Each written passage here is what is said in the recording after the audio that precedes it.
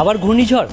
এবার দক্ষিণ বঙ্গোপসাগরে তৈরি হতে চলেছে ঘূর্ণাবর্ত এবং সেটি নিম্নচাপ এবং গভীর নিম্নচাপ হয়ে সত্যি কি ঘূর্ণিঝড়ে পরিণত হবে সেদিকে অবশ্য নজর রাখছে আবহাওয়াবিদরা।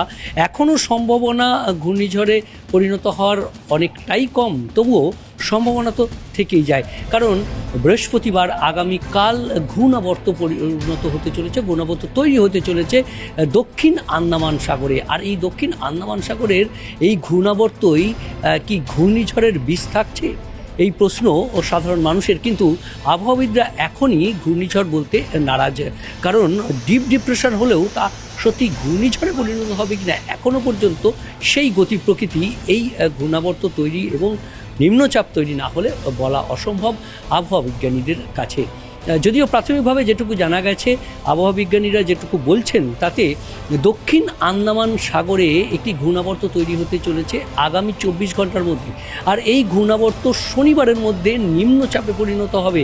আর নিম্নচাপে পরিণত হওয়ার আগে থেকেই এটি পশ্চিম ও উত্তর পশ্চিম দিকে অগ্রসর হবে, অর্থাৎ দক্ষিণ পূর্ব বঙ্গোপসাগরে। আর বঙ্গোপসাগরে এসেই সেটি কি ঘূর্ণিঝড়ে পরিণত হবে না, আরও দুদিন, অর্থাৎ এই যে শনিবারের পর আরও দুদিন, অর্থাৎ রবি ও সোমবারের মধ্যে এটি আরও শক্তি সঞ্চয় করে আরও পশ্চিম ও উত্তর পশ্চিম দিকে অগ্রসর হবে। এবং তার ফলে যে পরিস্থিতি সেখানে তৈরি হবে সেটা দক্ষিণ পশ্চিম বঙ্গোপসাগরে একটা উত্তাল পরিস্থিতি তৈরি হচ্ছে। আর সেখানে গভীর নিম্নচাপে পরিণত হয়ে যাবে, অনেকটা শক্তি সঞ্চয় করবে। আর তার ফলে প্রভাব পড়বে শ্রীলঙ্কা উপকূল এবং তামিলনাড়ু ও অন্ধ্রপ্রদেশ উপকূল। মূলত তামিলনাড়ু উপকূলে সবথেকে বেশি প্রভাব, শ্রীলঙ্কা উপকূলে সবথেকে বেশি প্রভাব পড়তে পারে। সেখানে ঝোড়ো হাওয়া বইতে পারে এবং বৃষ্টির সম্ভাবনা, ভারী বৃষ্টি, অতিবৃষ্টির সম্ভাবনা থাকবে। এবং এই যে সোমবার অর্থাৎ আগামী সপ্তাহে এটি যদি ঘূর্ণিঝড়ে পরিণত হয়, তাহলে যে ঘূর্ণিঝড়ের ক্যালেন্ডার রয়েছে আবহাওয়া দপ্তরের, সেই ঘূর্ণিঝড়ের ক্যালেন্ডার যেগুলো 13টি দেশ মিলে যে ঘূর্ণিঝড়ের নামকরণ করা হয়েছে, এবারের ঘূর্ণিঝড়ের নাম দেবে সৌদি আরব, আর নাম হবে ফেনজাল।